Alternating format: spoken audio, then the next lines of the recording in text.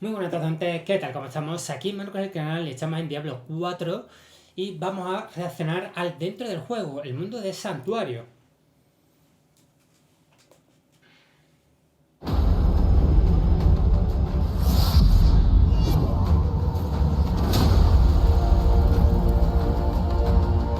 Sanctuary is the world in which the story of Diablo takes place, and it's the battleground for the souls of humanity and the fight between angels and demons. Sanctuary is a vast world, and there'll always be something new in every area, like hordes of enemies, safe haven towns, resources to gather, events, quests, and more.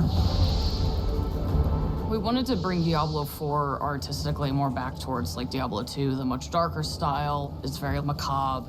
The artists and designers have had so much fun working on it, and it's just been a joy to create for us.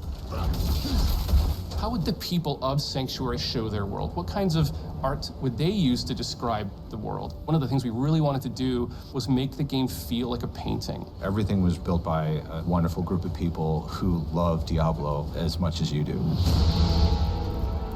We have 5 unique zones. Each of the regions has its own kind of flavor and ambient life. We take a lot of influence from what our concept artists give us, and I know they take a lot of influence from real life. There's Kegistan, which is the sort of desert. It's amazing with its sweeping sand dunes. Glen, which is inspired by Scotland. Fractured Peaks is inspired by the Carpathian Mountains. The Dry Steppes is sort of our mountainous desert region, and Hawazar is the swampy region of the south. Whether you're on a mount or on foot, it's a joy to go from one region to the next. Also, the region transitions are really beautiful and stunning to see. Making sure that it felt sort of geologically true was really important. If you walk from Fractured Peaks into Hawazar, you'll cross all of these waterfalls caused by snowmelt. So you can actually see the snow melting in Fractured Peaks through waterfalls, entering into Hawazar and entering the large basin that fills Hawazar with all of the swamp water.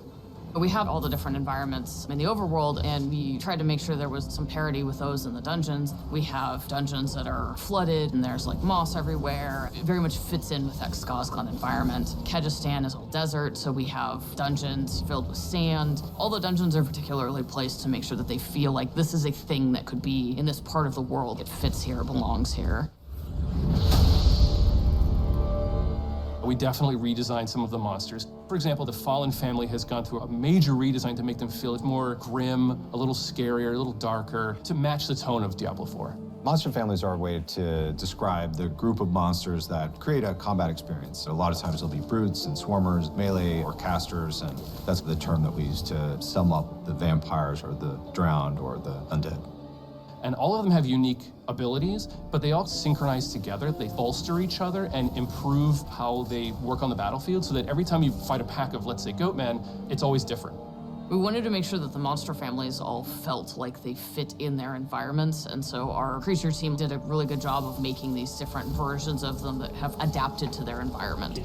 There's snowy goatmen and Fractured Peaks in some of the colder areas versus lightning goatmen around Dry Steppes and kind of the more arid areas. Hawazar has a lot of poison spiders. Each of the regions has its own kind of flavor, and it's pretty exciting to discover. We have some really cool new snake men, the Nangari. We've seen snake men in Diablo before, but these guys are just really twisted amalgamations of multiple snake heads, even human body parts. We have skeletons, we have undead, we have ghosts, all the things that you would expect to find from a Diablo game. Spiders have been around in Diablo forever, but the spider host was a cool new twist. It's a giant spider that attaches to a corpse and then puppets it at you, and when you kill it, it explodes with tons of baby spiders. And then those little spiders come after you, and I feel slightly guilty about traumatizing a lot of people with it. We also have wildlife, deer, snakes, bugs, dogs. You can pet the dogs, by the way. So many people asked to pet the dog. It was actually a lot of hard work to figure out how to pet that dang dog. You have so many activities that you might run into. It could be a stronghold, it could be side quests. You might have key dungeons to do. There could be bounties to pick up. You might encounter a world boss. You might encounter an invasion event of some kind. We have much longer, sort of narrative-heavy side quests, and we have some shorter side quests, so you never feel like you're always doing the same thing. The pacing is always a little bit different. One of the things that I really loved about our announcement was the By 3 They Come cinematic.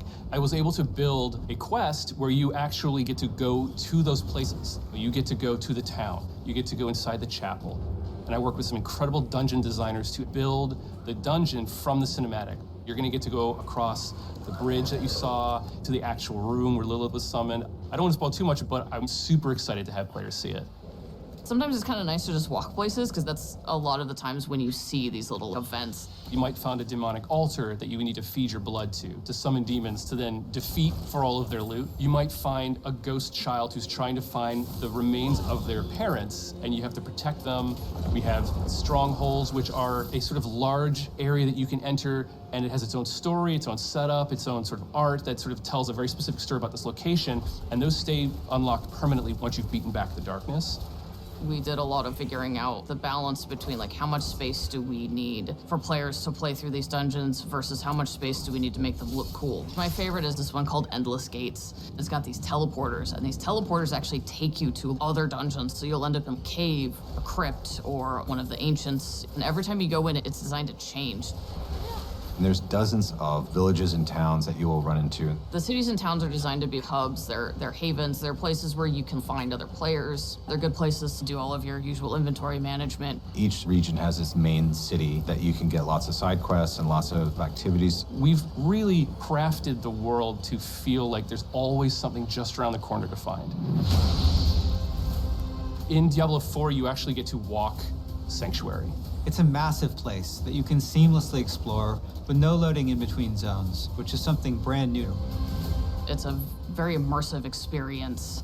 What I love about it is that you can go in a direction and you might be searching for a particular quest or an item, and you'll come across a stronghold that you haven't explored before. You'll come across dungeons that have legendary affixes, or you might discover a side quest that you didn't even know about that fills in some bit of lore that you actually were interested in. There's any number of things that can happen along the road to your destination, and that's what I love about having this fast space. There are tons of different types of events in the world. It's been created to feel full of things to encounter, full of secrets to discover, full of characters to interact with, full of stories to find. We have these altars to Lilith that if you can find them, they will give you a permanent buff to all of your characters across the game. There are tons of them hidden everywhere. We also have these massive world bosses that are so big the camera actually has to pull out even further, and you're gonna have an opportunity to fight these bosses with your friends or with strangers to take down these huge world bosses. And the team has done just an incredible job making Sanctuary a world worth exploring and a world worth investing yourself in.